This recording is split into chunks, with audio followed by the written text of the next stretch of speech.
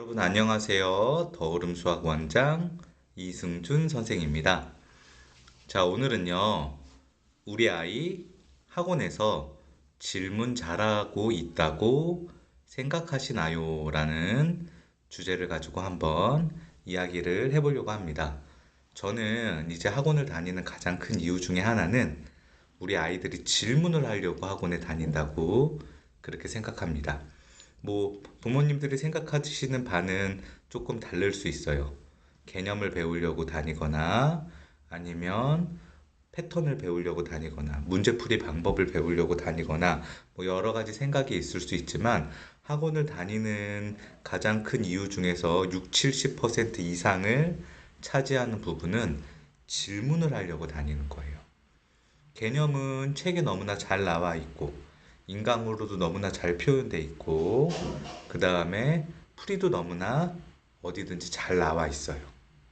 그런데 우리가 해설이나 풀이를 봤을 때 그 해설이나 풀이에 대해서 우리가 생략되어 있는 부분을 잘 알지 못하거나 해설을 읽어보거나 뭐 내가 문제를 풀어 봤을 때도 도저히 이해가 안 가는 그런 부분에 대해서 질문을 하려고 학원을 다니는 건데, 우리 아이가 그럼 그 학원에서 과연 질문을 잘하고 있는지, 질문을 잘하고 있다고 생각하시는지 그 부분에 대해서 한번 이야기를 해보려고 합니다. 한 번의 질문으로 문제를 해결할 수 있는 아이는 과연 얼마나 될까? 처음에 부모님들이 학원에 상담을 왔을 때 제가 부모님들한테 물어봐요. 이 아이는 이전에 다니던 학원에서 질문을 잘 했나요?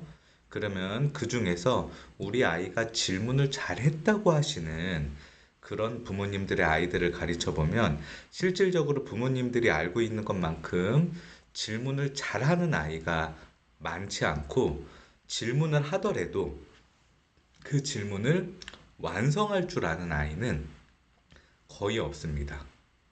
아이들은 대부분 질문을 할 때 질문을 한 번 하고 마무리를 짓습니다. 근데 제가 아이들을 가르쳐 보면 한 번의 질문으로 문제를 해결하고 문제를 완성할 수 있는 아이는 거의 한 학교에 많으면은 뭐 5%가 안 된다고 봐요. 수학만 봤을 때. 그러면 뭐 거의 없다고 봐요. 거의. 왜 그러냐? 그럼 5%면 1등급 넘어가니까 1등급 아이들은 다 그런 거냐? 그렇지 않죠. 그것도 문제마다 달라요. 아이들을 저희 학원에 다행스럽게 공부를 굉장히 잘하는 고등학생 아이들도 있는데 그 친구들도 한 번 설명을 해줬을 때 해결할 수 있는 문제도 있지만 똑같은 문제를 여러 번 반복적으로 질문하고 해결해 줘야 되는 그런 경우도 굉장히 많이 있어요. 이 친구들은 그러면 제가 처음에 설명을 해줬을 때, 처음에 이 아이들에게 이야기를 해줬을 때, 저 여기 부분까지는 이해가 가는데 여기 부분은 이해가 안 가요. 해설에 왜 이렇게 써놨나요? 그런 거를 굉장히 꼼꼼하게 여러 번 반복적으로 질문을 합니다. 그런데 이런 정말 특수하게 공부를 잘하는 친구들 이외에 정말 학원을 안 다녀도 공부를 잘할 수 있는 이런 아이들 이외의 아이들은 거의 대부분 한 번 물어보고 끝내는 경우가 많아요. 그러니까 아무리 질문하고 아무리 물어봐도 실력이 늘지 않는 거예요. 한 번 물어봐서 그거를 내가 다시 풀어봤을 때 해결이 안 되면 다시 가서 물어봐야 되는데 선생님한테 다시 물어보면 선생님이 짜증 낼 수도 있고 아니면 너 이것도 모르냐고 쿠사리를 줄 수도 있고 조교의 설명은 명확하지가 않으니까 다시 물어보지 않는 거예요. 아이가 또 다시 물어보기 귀찮기도 하고. 그러니까 정확하게 알지 못하는 상태로 계속해서 그런 문제들이 쌓여가니까 실력이 늘지 않는 거죠. 구멍은 이 부분에서 나오는 거예요. 질문을 안에서 나오는 게 아니라 질문한 문제를 완벽하게 해결하지 못해서 나오는 겁니다. 그런데 우리 부모님들은 주구장창 어려운 문제를 칠판에 잘 풀어주는 그런 곳만, 어려운 문제 자료만 주는 주구장창 그런 곳만 찾아다니는 거예요. 질문을 했을 때 그 질문에 풀이가 얼마만큼 자세한지, 아이가 모르는 부분을 얼마만큼 포인트를 끄집어내는지에 대한 중요성은 절대 우리 부모님들 알지 못해요. 그냥 잘하는 아이들이 있는 곳, 어려운 문제를 주는 곳, 그냥 어려운 문제를 칠판에 풀어주는 곳, 그 풀이가 얼마만큼 생략되어 있는지, 우리 아이가 그 칠판에 푸는 생략되어 있는 부분을 얼마만큼 완벽하게 이해하고 해결할 수 있는지는 절대 중요하게 생각하지 않는다는 거예요. 질문은 단 한 번으로 해결할 수 없어요. 5번, 6번, 7번, 많게는 10번까지도 반복하고 똑같은 유형을 풀고 그걸 다시 질문하면서 내 문제가 되는 거예요. 그 한 문제를 알았을 때 그 한 문제가 주는 그 파괴력과 그 영향력은 내신과 수능에서 엄청난데, 우리 부모님, 우리 아이들은 이 부분에 대해서 굉장히 중요하게 생각하지 않는 부분이 있어요. 아이가 질문을 못하는 이유는 무엇일까? 왜 아이가 질문을 못한다고 생각하세요?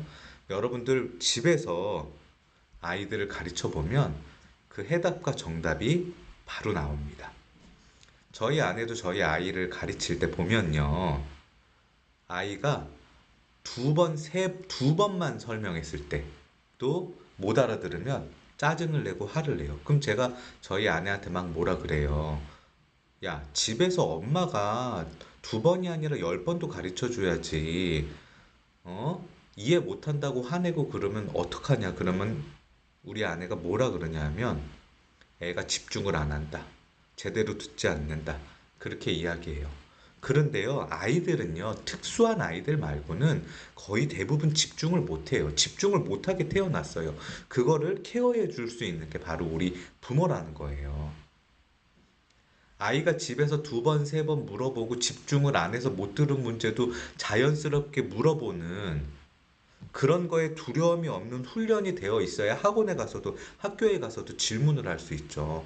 벌써 집에서 엄마한테 2번, 3번 물어보면 엄마가 소리 지르고 짜증내고 아빠가 멍청이 빡대가리 머리가 달렸니 안 달렸니 그런 소리를 하는데, 아이가 어떻게 학원에 가고 학교에 가서 질문을 할 수 있겠어요?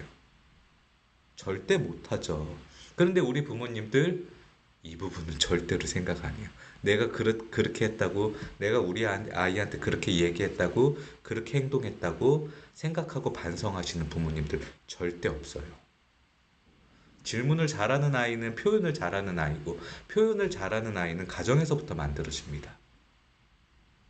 그리고 그 아이를 만드는 거는 오롯이 우리 부모님들의 몫이에요. 그 부분에 대해서 우리가 분명히 생각해 볼 줄 알아야 돼요. 자, 오늘은요, 우리 아이가 학원에서 질문하고 있다고 생각하시나요? 라는 주제를 가지고 한번 이야기해 봤어요. 이 부분 굉장히 아이를 가르치고 아이가 공부하는데 중요하다고 생각하시고 꼭 한번 깊게 생각해 보셨으면 좋겠습니다. 오늘도 시청해 주셔서 감사합니다.